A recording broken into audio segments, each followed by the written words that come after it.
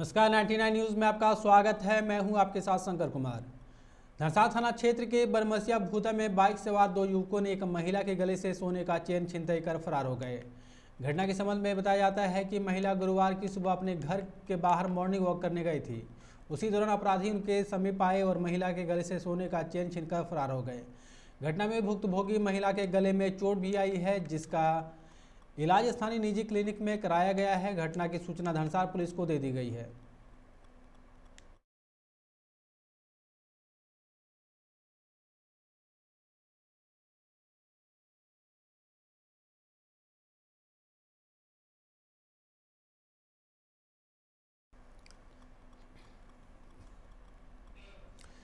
धनबाद के पोषण सखी संघ ने आज चयन मुक्त पत्र वापस लेने तथा मानदेय भुगतान करने की मांग को लेकर सरकार के खिलाफ विरोध प्रदर्शन किया है। संघ की प्रदेश अध्यक्ष सोनी पासवान ने बताया कि धनबाद, गिरिडीह, कोडरमा समेत 6 जिलों के 10,388 पोषण सखी को बिना कारण कार्य से बिठा दिया गया है, जिससे आर्थिक तंगी की स्थिति में है।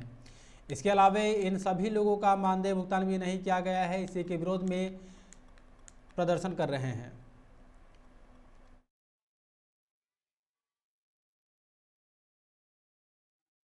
चला गया, उसके बाद भी पोषण सखी प्रेजेंट नहीं होगा, पुरजोर आंदोलन करना है। हम आज हम लोग पोषण सखी 6 जिला के यहाँ उपस्थित हुए हैं, सभी जिला से, और हम अपने कार्य मुक्त जो लेटर है उसको वापस लेने के लिए इस संबंध में बैठे हैं। और हम लोग को जो बकाया मानते हैं उसे मतलब कि 1 साल से जो बकाया मानते भुगतान नहीं हुआ उसको लेने के लिए। कितने पोषण सखी लोग यहाँ पर हम लोग मतलब कि 6 जिला के उपस्थित है, बाकी लोग आ रहे हैं। अभी हम लोग यहाँ कुछ प्रेजेंट है और हम लोग को 2 दिवसीय धरना रखा गया है, जिसमें हम लोग चाहते हैं कि अपने जिला से ही आंदोलन स्टार्ट करें और रांची के धरती पर भी जाकर हम लोग वहाँ पर अनिश्चितकालीन हड़ताल करेंगे। ये हमारा मेन मुद्दा है कि पोषण सखी को हेमंत सरकार द्वारा चयन मुक्त पत्र मिल गया है और उससे हमको विरोध में आए हैं कि हम लोग का चयन मुक्त पत्र वापस लिया जाए। हम लोगों ने 5 साल कार्य किए और अचानक बिना कोई नोटिस, बिना कोई इन्फॉर्मेशन हम लोग को हटा दिया गया है, जो बहुत सोचनीय विषय है। हम लोगों को चयन मुक्त वापस ले और हम लोग को पुनः कंटिन्यू करते हुए रोजगार वापस करें। हम इसीलिए आज धरना में दिए हैं। 2 दिन हम लोग धरना करेंगे और अगर यहाँ से बात नहीं बनती है। गिरती विधि व्यवस्था, व्यवसायियों की हत्या और रंगदारी भरी धमकी के विरोध में जिला chamber of commerce and industries के बैनर तले व्यवसायियों ने आज रंधीवा चौक पर धरना दिया, जिसमें शहर के कई बड़े व्यापारी, दुकानदार और भाजपा विधायक राज सिन्हा मौजूद रहे। मौके पर सभी ने एक स्वर में कहा कि धनबाद की गिरती विधि व्यवस्था और अपराधियों के बढ़ते मंसूबों के विरोध में कोयलांचल आक्रोशित है। इसी का परिणाम है कि व्यवसायी, राजनेता, समाजसेवी सड़क पर उतरकर आंदोलन करने को मजबूर हो गए हैं। राज्य की वर्तमान हेमंत सरकार शासन चलाने में विफल है, उसे अविलंब इस्तीफा दे देना चाहिए। कहा, अगर जिले में विधि व्यवस्था में सुधार नहीं हुआ तो धनबाद की जनता सड़क पर उतरने को बाध्य होगी।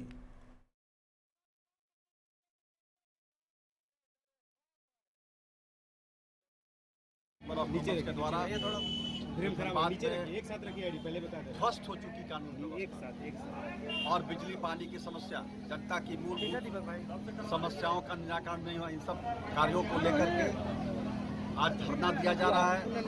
मैं इनके साथ हूँ और चैम्बर के साथ इनके आंदोलन में मैं भी शरीक हूँ और इनको नैतिक समर्थन देने के लिए हम उपस्थित हुआ।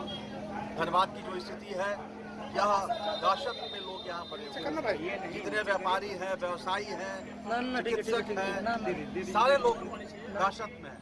बहुत लोग तो सामने नहीं आ रहे हैं, लेकिन जो विश्वस्त सूत्रों से ज्ञात होता है 80% ऐसे लोग हैं, व्यवसायी, व्यापारी, चिकित्सक ऐसे हैं जिनको धमकी दे करके और रंगदारी की मांग की जा रही है। विधि व्यवस्था, बिजली पानी को लेकर के हम लोग ये धरना आज किए हैं।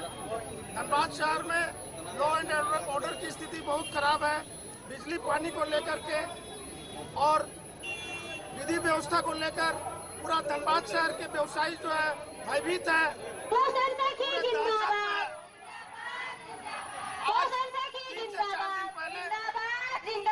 रंजीत साहब की हत्या कर दी गई गोली मार के झरिया में, उसका भी कोई उद्भेदन नहीं हुआ अभी तक। आज 4 दिन व्यतीत हो गए। आज धनबाद के एक प्रसिद्ध चिकित्सक डॉक्टर समीर कुमार जो बहुत बड़े सर्जन है धनबाद के, 1 महीना से लगातार उनके पास धमकी आ रही है, उनका भी कोई रिजल्ट अभी तक नहीं आया है। वो धनबाद छोड़ने के लिए तैयार हो गए हैं। ये धनबाद के लिए बहुत दुख की बात है और बहुत शर्म की बात है। मैं जिला प्रशासन से आग्रह करता हूँ कि जल्द से जल्द इस अपराधी को पकड़े। बाघमारा के महुदा थाना अंतर्गत धनबाद बोकारो मुख्य मार्ग पर कांडा के समीप आज पिकअप वैन और स्विफ्ट डिजायर में जोरदार टक्कर हो गई, जिसमें 2 लोग घायल हो गए हैं। धनबाद आ रही पिकअप वैन का अचानक टायर ब्लास्ट कर जाने के कारण वैन चालक ने वाहन से नियंत्रण खो दिया और सामने से आ रही स्विफ्ट कार में जोरदार टक्कर मार दी, जिसमें दोनों ही वाहन क्षतिग्रस्त हो गई। इस घटना में 2 लोग गंभीर रूप से घायल हो गए हैं, जबकि कार सवार अन्य लोगों को भी चोटें आई है।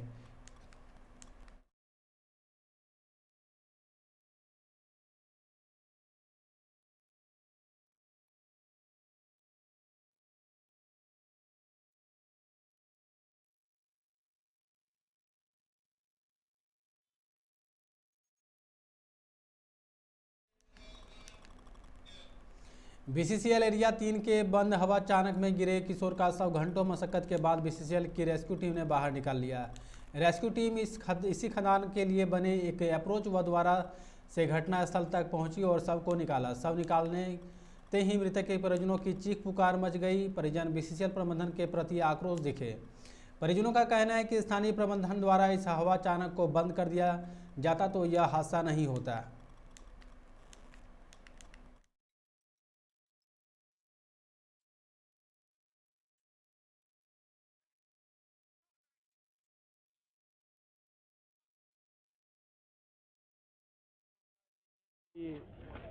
ऊपर नहीं कुछ लोग बोल रहे थे कि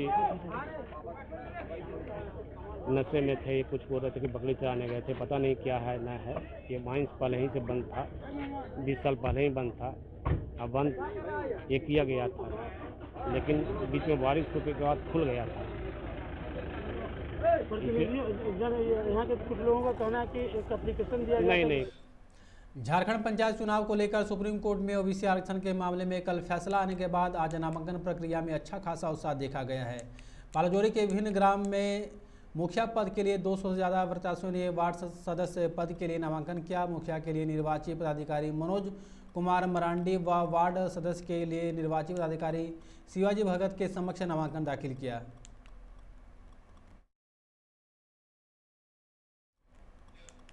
बीआईटी सिंदरी में आईटी इंजीनियरिंग के छात्र अनुराग सिंह को अमेजन ने 44 लाख रुपए का पैकेज ऑफर किया है। यह संस्थान में किसी भी छात्र को कैंपस प्लेसमेंट के दौरान ऑफर किया गया अब तक का सबसे बड़ा पैकेज है। अनुराग को अमेजन से पहले भी एक मल्टीनेशनल कंपनी से जॉब का ऑफर मिला था, लेकिन उसने अमेजन में सॉफ्टवेयर डेवलपमेंट इंजीनियरिंग के रूप में ज्वाइन करने का निर्णय लिया है।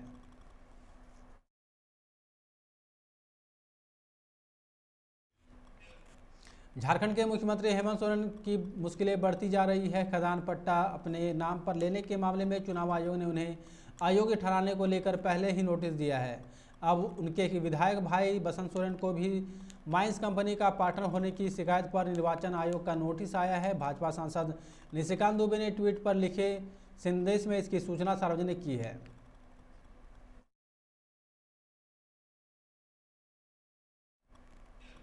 झारखंड हाईकोर्ट ने हेमंत सोरेन सरकार की कार्यप्रणाली पर सवाल उठाए हैं। जमीन से एक जुड़े मामले की सुनवाई करते हुए अदालत ने कहा कि सरकारी दस्तावेज गायब होना गंभीर मामला है। कोर्ट ने इस मामले में कड़ी नाराजगी जताई है। झारखंड हाईकोर्ट ने जमीन से संबंधित दस्तावेज गायब होने पर कड़ी नाराजगी जताई है।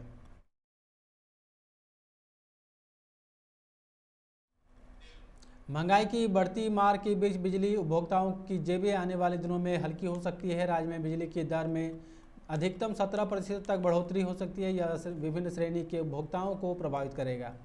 राज्य ऊर्जा विकास निगम की बोर्ड बैठक में इसकी स्वीकृति दे दी गई है। फिलहाल पंचायत चुनाव के लिए लागू आदर्श आचार संहिता के कारण प्रस्ताव चुनाव समाप्त होने के बाद राज्य विद्युत नियामक आयोग को भेजा जाएगा।